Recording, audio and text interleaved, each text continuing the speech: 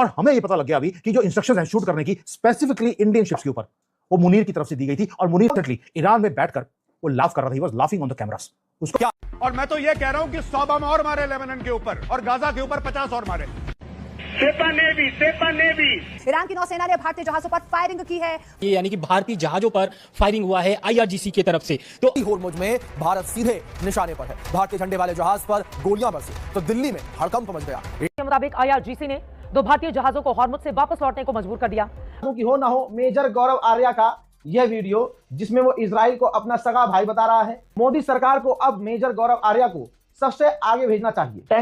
यह सिर्फ एक घटना है या भारत के खिलाफ बड़ा खतरे का संकेत? ईरान ने क्यों भारतीय जहाज पर हमला किया? क्योंकि स्ट्रेट ऑफ हॉर्मुज में पाकिस्तान मौज काट रहा है। शिपिंग डेटा कैपलर और एक मशरा भी है कि हर मुल्क पाकिस्तान थोड़ी होता है। सब चीजें हो रही है। जो मेजर आ रही है, इतना बड़ा चूतिया आदमी कहता है मैं इजराइल का बड़ा भाई हूं। मैं तो कहता हूं 500 बम और लेबनान को बनाओ, 50 बम और मारो। भाई चूतिया तुम जो ऐसा नेशनल टीवी जाके हक देते हो, तुम्हारी वजह से सब दिक्कत होती है। समझ में आता है कि नहीं? और तुम्हारी बताती है कि पाकिस्तान को अमेरिका और ईरान दोनों से दोस्ती रखने का ये इनाम मिल रहा है कि जो युद्ध चल रहा है इजराइल और अमेरिका और ईरान के बीच में, आप क्यों इजराइल की चमचागिरी में खड़े हो गए? जिसके और आसिम मुनीर अपने अर्लियर डेज के टाइम से आसिम मुनीर IRGC का बड़ा क्लोज रहा है। पहले दोस्ती का नाटक, अब बना दुश्मन। ईरान को मिलेगी गद्दारी की सजा। समुद्र में उतरी भारतीय सेना, फिर गले लगाया वो पीठ पर खंजर घोंप आया है। भारत ने कभी नहीं सोचा था कि ईरान युद्ध के बीच भारत पर ऐसा वार करेगा, लेकिन कहीं ऐसा ना हो कि ईरान अमेरिका नहीं बल्कि भारत के हाथों ही अब ईरान की कुटाई हो जाए।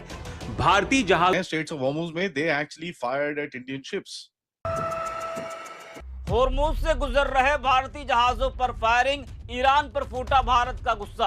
और ये गैर मामूली वाकया है, भारत के साथ हुआ है, भारत की तौहीन है, लेकिन भारत की मीडिया ने इस खबर पर पर्दा डाल रखा है। इस खबर क्या मिडिल ईस्ट में भारत को जानबूझकर शिकार बनाया गया? क्या स्ट्रेट ऑफ हॉर्मुज में भारतीय जहाजों पर जानबूझकर हमले किए गए? क्या भारत वॉर में जाएगा? आपको क्या लगता है जो है वो वाकई में युद्ध लड़ेगा? स्ट्रेट ऑफ हॉर्मुज की लड़ाई अब भारत तक बनाई है। भारतीय जहाज पर हमला किया जाता है तो क्या आपने वो शब्द सुने थे जो भारतीय कप्तान ने चीख चीख कर कहे थे कि हमें छोड़ दो, हमें छोड़ दो? आज भाई इंडिया के शिप को आने से जो ईरान का स्टेट ऑफ हॉर्मुज वो रोक देता है। कहता है 2 शिप तुम्हारे जो भी शिप आने वाले उसको नहीं आने देता। भाई हमला अलग से कर देता है। यार बताओ, ये सब चीजें हो रही हैं।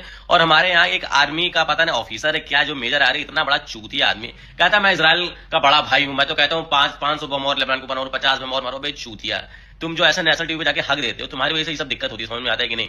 और तुम्हारे जैसे चूतिया इंसान पता नहीं कैसे, मैं तो तुम्हें पता नहीं आर्मी भी थे कि नहीं थे, मुझे तो बिल्कुल भाई बहुत ज्यादा शक हो रहा है यार। जो तुम इतने बड़े चूतियों तरीके जो हकने चालू कर दी हो यार, ये थोड़ा कम कर दो। इससे हमारे देश को दिक्कत होती है जो तुम नेशनल टीवी पे जाके ऐसा बोलते हो। बताओ अभी ईरान भाई बोल रहा है कि इंडिया की सिर्फ नहीं जान देंगे और सबकी सिर्फ जा रही है। ये भाई बताओ तुम लोग की वजह से ये सब हो रहा है यार। इतना जो नफरत फैलाए करते हो, थोड़ा कम नफरत फैलाओ, थोड़ा कम चाटना चालू करो। पाकिस्तानी हूं लेकिन इंडिया के साथ इजहार अफसोस कर रहा हूँ। इजहार अफसोस की समझ नहीं आएगी इंडियंस को, मतलब कंडोलेंस कर रहा हूँ कि आपकी सिर्फ दो शिप्स गुजर रही थी स्ट्रेट ऑफ हॉर्मुज से और दोनों तबाह कर दी गई। This is so sad. और एक मशरा भी है कि हर मुल्क पाकिस्तान थोड़ी होता है।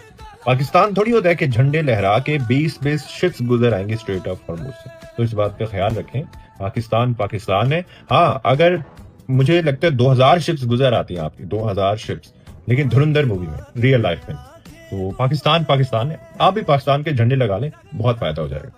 स्ट्रेट ऑफ हॉर्मुज में पाकिस्तान मौज काट रहा है। शिपिंग डेटा कैपलर और LSEG के मुताबिक पाकिस्तानी झंडे वाला एक टैंकर यानी तेल ढोने वाला जहाज जिसका नाम शालमार है, वो UAE से क्रूड ऑयल लेकर स्ट्रेट ऑफ हॉर्मुज के रास्ते महफूज बाहर निकल गया। इस टैंकर पर अबू धाबी का करीब 4,40,000 बैरल कच्चा तेल लदा हुआ है। पर बताती है कि पाकिस्तान को अमेरिका और ईरान दोनों से दोस्ती रखने का ये इनाम मिल रहा है कि दोनों ताकतें उसके जहाज नहीं रोक रही हैं।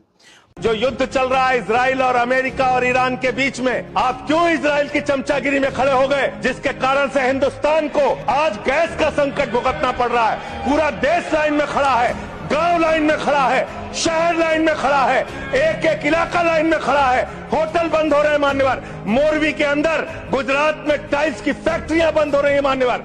भगौड़ा इस समय कौन है पूरा देश जान रहा है, भगौड़ों के बारे में मत कहिए। देश का प्रधानमंत्री गैस के संकट के इस समय में किस गुफा में छुपा हुआ है, पहले उसको निकाल के लाइए, पहले उसको निकाल के लाइए। प्रधानमंत्री किस गुफा में छुपे हुए हैं, मंत्री के बारे में आप हमारे ऊपर टिप्पणी कर रहे हैं, का प्रयोग नहीं करेंगे, आप हमारे ऊपर टिप्पणी कर रहे हैं इंटेलिजेंस की कि सारा कंफ्यूजन मुनीर आसिम मुनीर करा रहा है।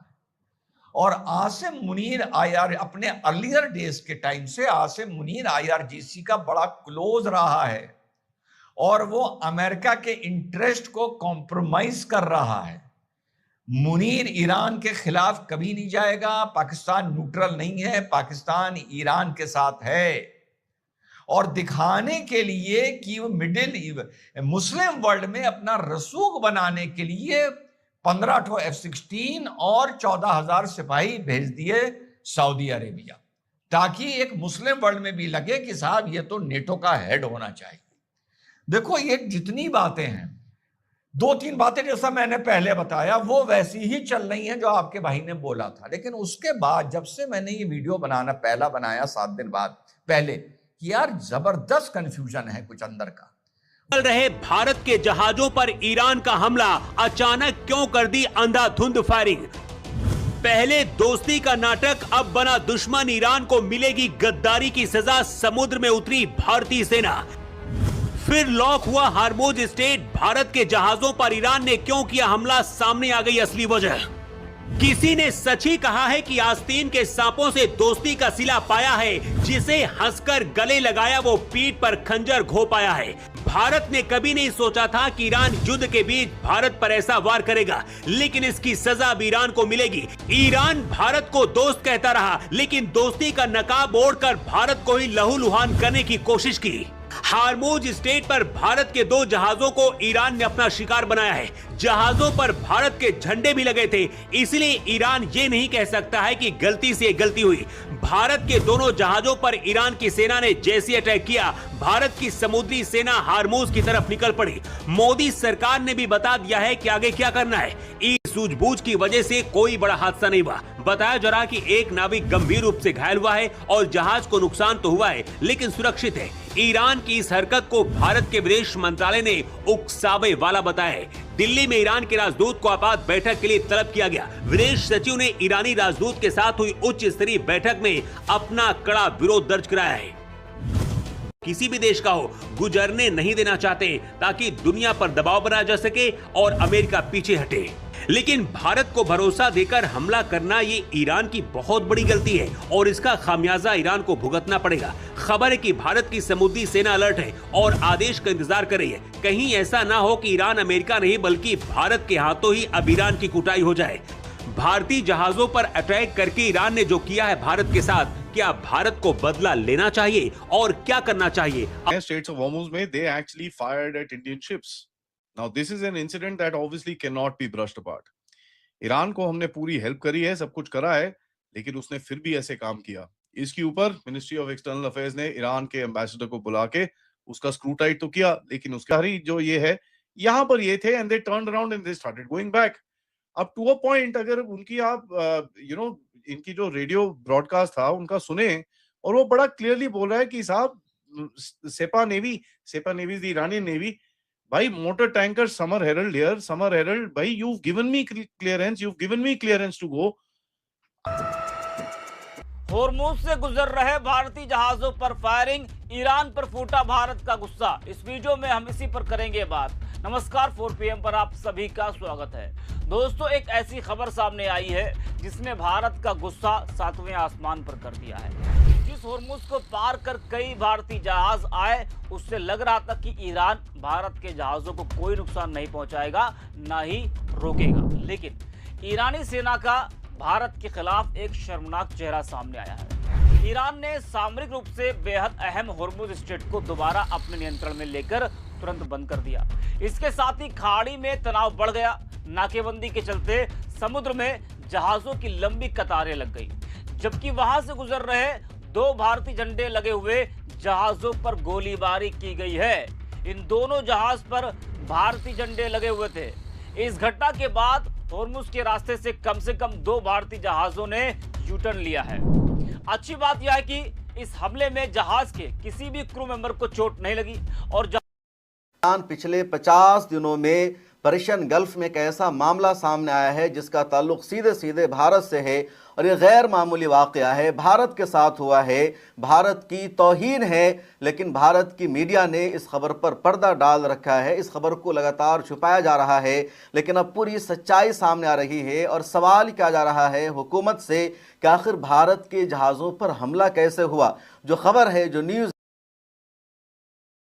करें, क्या मिडिल ईस्ट में भारत को जानबूझकर शिकार बनाया गया? क्या स्ट्रेट ऑफ हॉर्मुज में भारतीय जहाजों पर जानबूझकर हमले किए गए?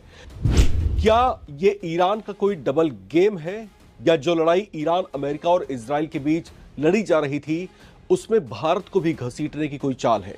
और सबसे बड़ा सवाल, क्या भारत के जहाज अब इस टकराव के बीच फंस गए हैं? स्ट्रेट ऑफ हॉर्मुज में भारतीय तेल टैंकरों पर ईरान की IRGC नेवी के हमलों ने चौंका दिया है। ईरान को इस बात की पूरी खबर थी कि हॉर्मुज स्ट्रेट से भारतीय तेल टैंकर गुजर रहे हैं जिन पर लाखों मीट्रिक टन कच्चा तेल लदा हुआ था। इसके बावजूद उस पर हमला किया गया। क्या यह कोई सोची समझी चाल थी?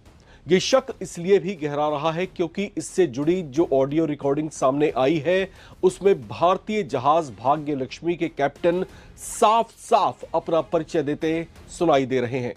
IRGC नेवी ऑफिसर के आदेश पर शिप को वापस मोड़ने की बात भी कह रहे हैं। इसके बावजूद ईरान की IRGC ने भारतीय जहाजों पर हमला कर दिया। यह कोई साधारण चेतावनी नहीं थी बल्कि सीधा आदेश था, गो बैक इमीडिएटली। क्या भारत वॉर में जाएगा? आपको क्या लगता है? चलो हम इसकी बात करते हैं कि क्या भारत जो है वो वाकई में युद्ध लड़ेगा, और अगर युद्ध में जाएगा ईरान के साथ, वैसे तो हाईली अनलाइकली है। लेकिन हुआ क्या है ना कि यहाँ पे दो जो इंडिया के वेसल्स और कार्गो है वो सब मस्त ऐसे जा रहे थे, ओ गड्डी आंधी है छलंगा मार दी, उधर से गोली चल गई, वो भागे वापस कि भागो भागो भागो भागे एकदम, अरे यार गोली चल गई क्या भरा है। तो ये हुआ है। तो अब बात ये है कि भाई देखो, फिर भारत ने बोला, ईरान को बुलाया, ईरान के इन्वॉय को, अरे यार ऐसा करोगे तुम, यार तुम हमारे दोस्त हो, तुम तो हमारे दोस्त हो यार, तुम ऐसा करोगे, तुमने बोला कि हमारे शिप्स को तुम जाने दोगे, तुम देख ही रहे हो कि 50% तुम्हारे यहाँ से अभी तुमको आगे भी काम धंधा चलाना है, तुम हम ही से बैठ ले लोगे हैं, ऐसे करोगे तुम। तो ये बातें बोली गई हैं। लेकिन दोस्तों ये कोई हल्की खबर नहीं है, ये बड़ी खबर है, क्योंकि ईरान ने इंडियन कार्गो प्लस वेसल्स के ऊपर जो हैं, ऐसे 2 वेसल्स थे, उनके ऊपर शॉट्स फायर किए हैं, है ना, गोलियाँ चलाई हैं, गोले दागे हैं, और उसकी वजह से जो इंडियन शिप्स हैं उनको वापस आना पड़ा है।